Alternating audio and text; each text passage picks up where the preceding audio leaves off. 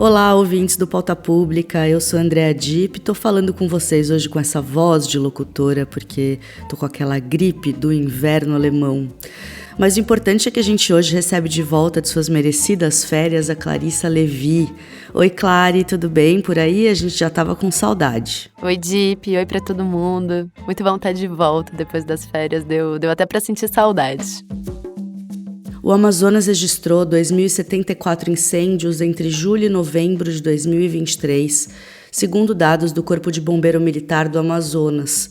Cidades como Apuí, Boca do Acre, Humaitá, Lábrea e Manicoré foram as mais afetadas, mas o cenário é tão grave que o Amazonas decretou emergência ambiental no mês passado, marcando o pior outubro de queimadas dos últimos 25 anos.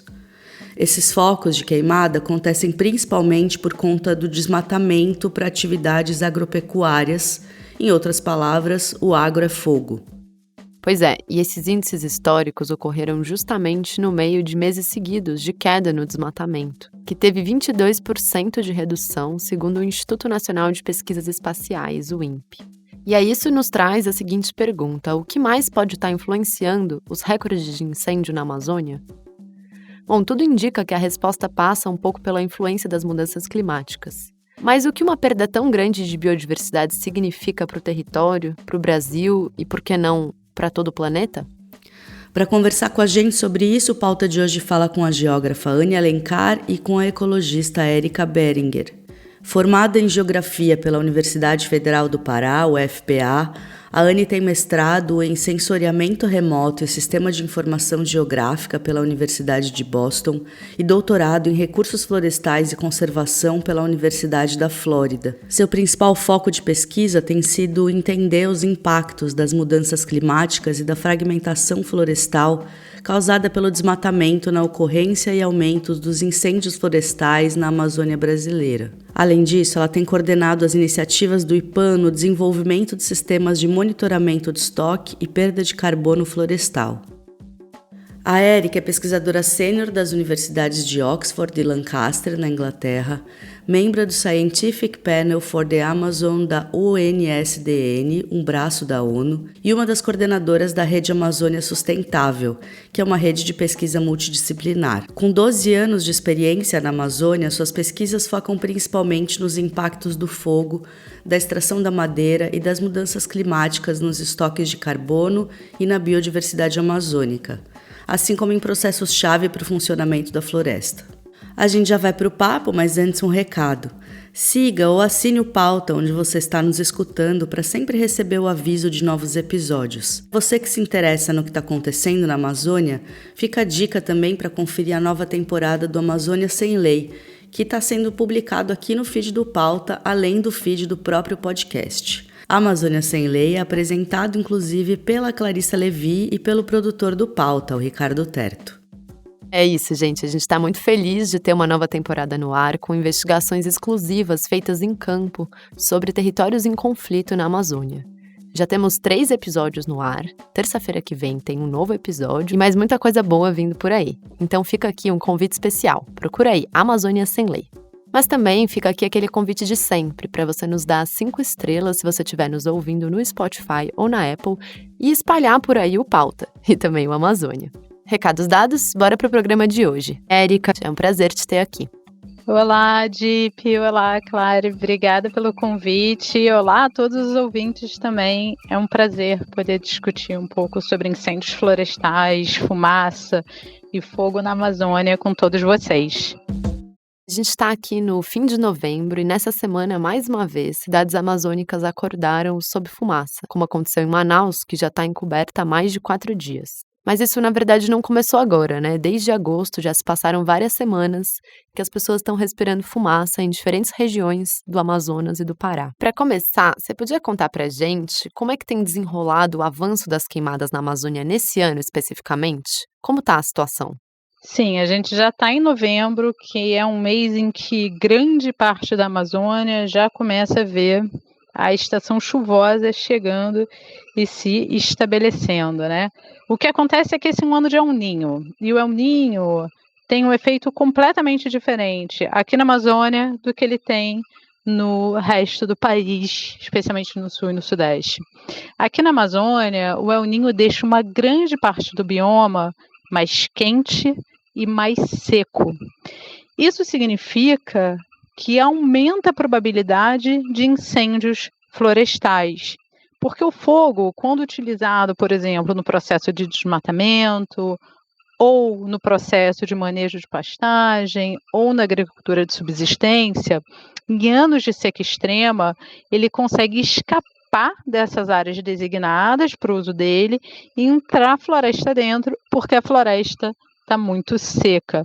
Então, o que a literatura mostra é que em anos de seca extrema, como está sendo agora em 2023, como a última que a gente viu, que foi 2015, a gente tem um aumento nos focos de calor, ou seja, um aumento do fogo ocorrendo na Amazônia brasileira. Agora, esse ano, ele é um pouquinho diferente. O que tem diferente nesse ano de seca extrema é justamente os anos anteriores, a herança dos anos anteriores. A gente vem de 2019 a 2022 com uma alta do desmatamento. Ano a ano, o desmatamento ficou acima dos 10 mil quilômetros quadrados, né? Ou seja, a gente tinha uma área sendo desmatada, igual que a gente tinha ali por 2008, uma área muito grande sendo desmatada. No processo de desmatamento, o trator de esteira passa, derruba a floresta fica ali tombada no chão durante meses, semanas, meses, durante a estação seca, até que ela está seca o suficiente pela incidência do sol e pelo vento, até que se pode tacar fogo, aquela floresta literalmente vira fumaça, e aí sim a área pode ser plantada, ou seja, o fogo faz parte do processo de desmatamento. Então a gente vem de 4 anos que teve muito desmatamento, mas os últimos 3 foram um ano de um outro fenômeno, a laninha. E a laninha aqui na Amazônia deixa a floresta muito úmida, chove mais do que é o normal. Isso significa que fica muito difícil colocar fogo na área desmatada. Porque você coloca o fogo, mas está chovendo muito, aquele fogo ou não pega porque o material está muito úmido, ou ele logo apaga porque começa uma chuva ou porque está muito úmido. A gente vem de 3 anos de laninha. Então tem muita área com desmatamento que não queimou nos últimos anos e que agora o fogo está sendo colocado. Então a gente tem uma combinação de fatores para esse ano estar tendo tanto fogo. A gente tem a seca extrema do El Niño, mas a gente também tem uma herança de desmatamento que não havia ainda sido queimado para a área ser plantada por conta dos últimos anos terem sido muito úmidos. E de que maneira esses incêndios na floresta impactam a vida fora da floresta também, nas grandes cidades, por exemplo? Você podia falar um pouco sobre as proporções desse fogo? É possível mensurar os impactos dessas queimadas na Amazônia até agora? Nesse momento, ainda é difícil mensurar todas as áreas da Amazônia brasileira que foram queimadas, as áreas de floresta que foram queimadas, e os impactos disso tudo. Mas a gente pode já ter algumas indicações. Por exemplo, existe uma plataforma da NASA que é ótima para entender que áreas estão queimando, qual é o tipo de fogo, se é um fogo de pastagem, um fogo de desmatamento, um fogo de roçado ou um incêndio florestal. E utilizando essa plataforma, a gente vê que tem áreas de já 200 quilômetros quadrados que já queimaram em 2023. Então a gente sabe que tem grandes áreas de floresta que já queimaram. Nesse momento, a gente não é capaz de ter uma contabilização de toda a área na Amazônia que já queimou em 2023. No entanto, uma coisa que a gente sabe é a quantidade de carbono que é emitida por conta dos incêndios florestais. Quando a gente tem um incêndio numa área de floresta, entre 50% a 60% das árvores acima de 30 centímetros de circunferência morrem. Isso porque as árvores na Amazônia não coevoluíram com fogo. Elas não têm mecanismos de casca muito grossa que geram isolamento térmico para a árvore que então não morre devido ao alto calor, como acontece no Cerrado, por exemplo. As árvores aqui, quando o fogo vem, elas infelizmente morrem, gerando grandes emissões de CO2 para a atmosfera. Então, a única certeza que a gente tem em 2023 é que as emissões de gás carbônico advindas da Amazônia vão ser muito altas por conta dos incêndios florestais. Nesse ano, mais quente, com mais ondas de calor, cresceram os incêndios, né? O que a gente pode esperar dos próximos anos, pensando nas mudanças climáticas? O que dá para fazer para a floresta não queimar ainda mais, se cada vez parece que vai estar mais calor? Essa pergunta sobre o futuro da Amazônia é uma pergunta essencial da gente responder, tanto em termos científicos quanto em termos de políticas públicas. Porque se a gente pensa que tanto 2015, um ano de El Niño, quanto agora 2023, mais um ano de El Niño, são janelas para o futuro, para a gente ver o que vai acontecer com a Amazônia, a gente então tem uma escolha, se é esse o futuro da Amazônia que a gente quer ou se é outro. As mudanças climáticas já aumentaram na bacia amazônica como um todo a temperatura em 1,5 graus. E as chuvas já diminuíram em diversas partes da bacia amazônica.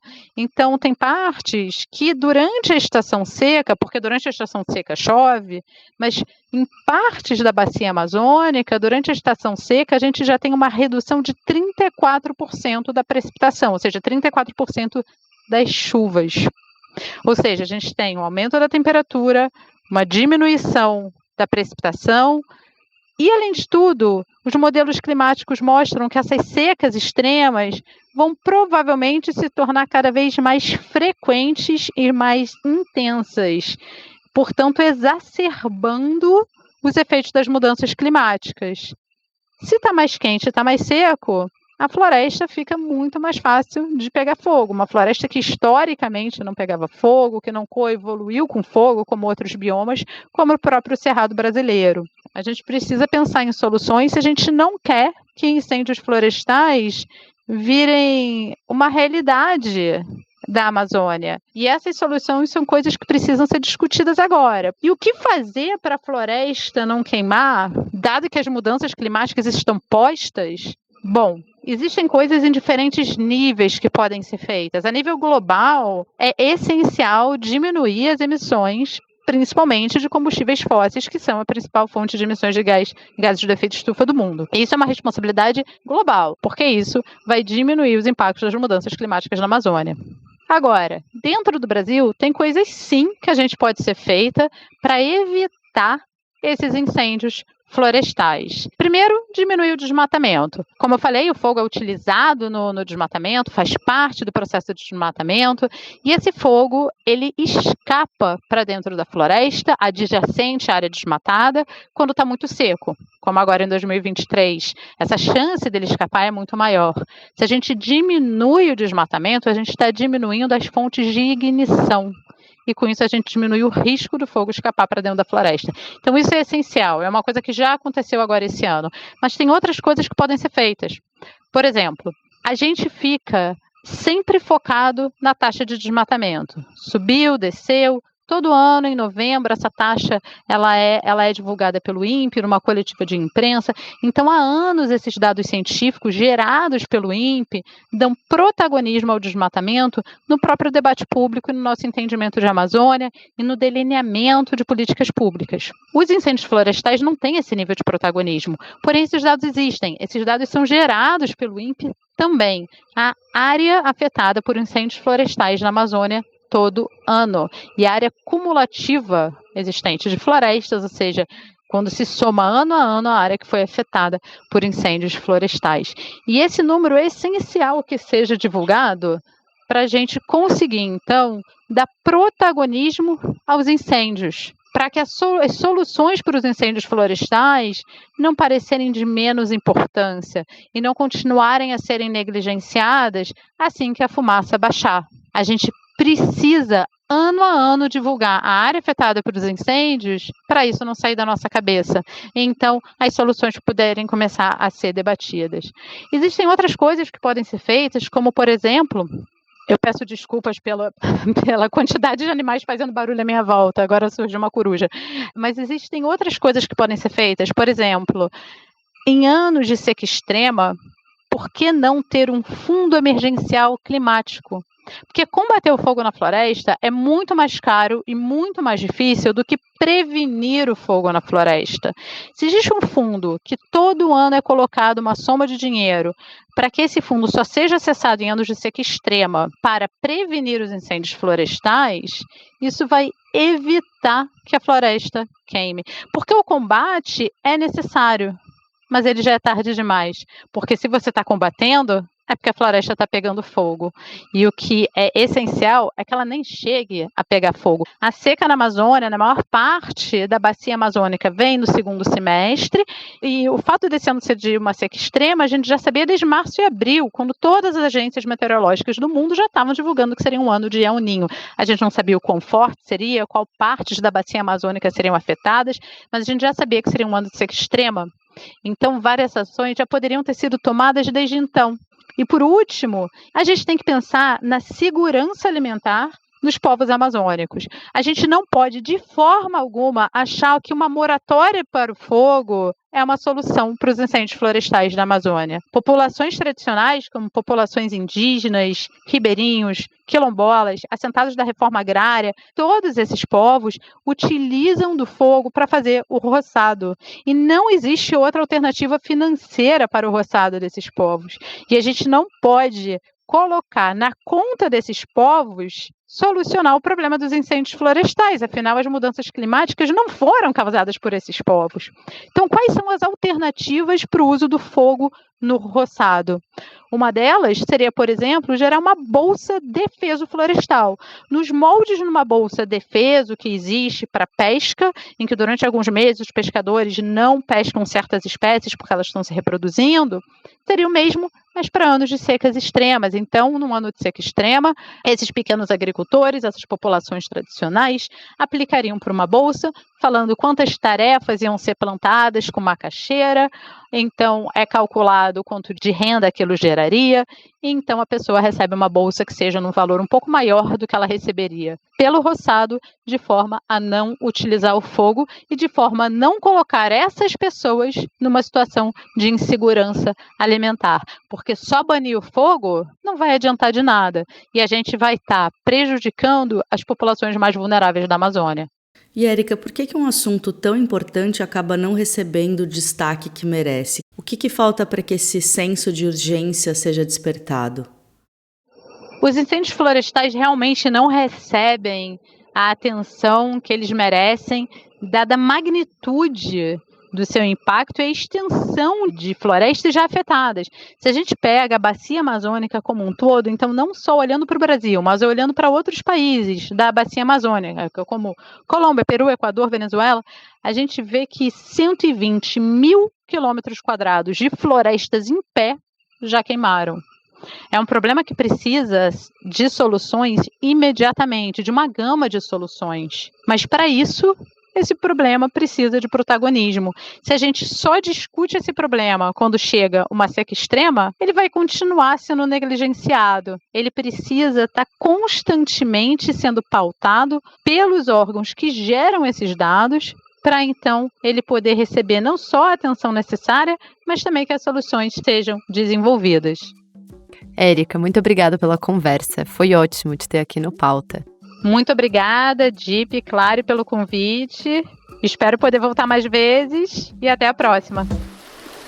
Este podcast é uma parceria da Agência Pública com a Rádio Guarda-Chuva. Jornalismo para quem gosta de ouvir.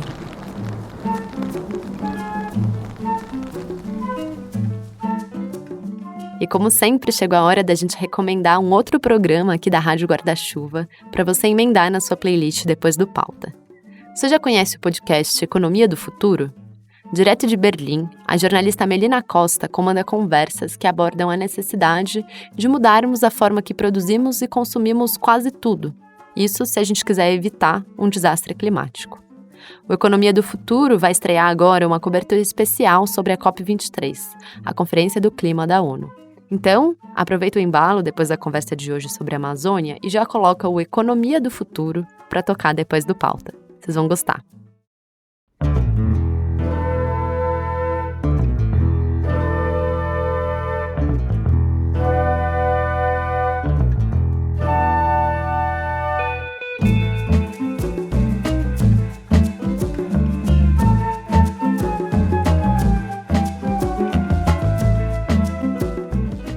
Bom, gente, termina aqui mais um Pauta Pública. A gente está prestes a completar 100 episódios. Olha só o tanto de coisa que a gente já fez graças ao apoio de vocês. Então aqui fica um agradecimento especial às nossas aliadas e aliados.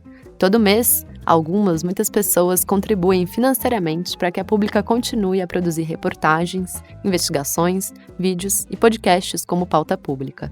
Se você também quiser ajudar a Pública, é só acessar aliados.apublica.org e ver lá as formas de contribuir. Se tiver dentro das suas condições fazer uma contribuição mensal, nos ajuda muito a manter toda a estrutura que a gente precisa para fazer esse programa semanal, o que inclui toda uma equipe que a Dip vai trazer agora aí nos créditos. Além de ser apresentado por mim, Andréa Dip, pela Clarissa Levi, que também somos responsáveis pela pauta e a entrevista do programa, Pauta Pública é produzido, editado e roteirizado pelo Ricardo Terto. Quem cria as artes do episódio é a Tainá Gonçalves, em cima da identidade visual que foi criada pela Cíntia Funchal. A coordenação das redes sociais é do Ravi Spreisner.